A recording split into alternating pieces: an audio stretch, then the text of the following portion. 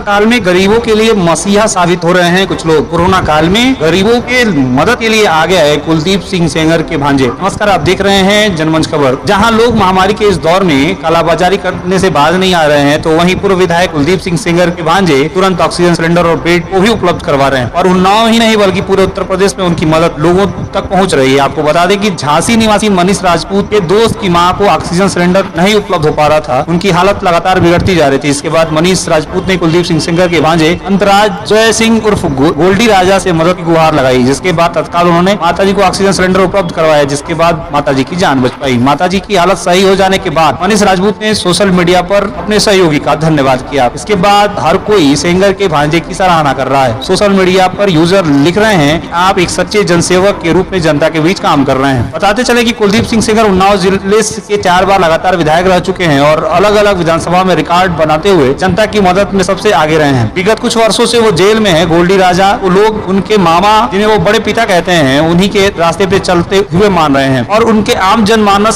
से जुड़ी इन तरह के कार्यों से लोगों के बीच काफी खुशी है। हालांकि आज भी उन्नाव में सबको विश्वास है कि कुलदीप सिंह सेंगर जल्द ही जेल से निकलकर लोगों के बीच मदद करेंगे। जनमंच खबर के लिए उन्नाव से रिंकी सोनकर की रिपोर्ट।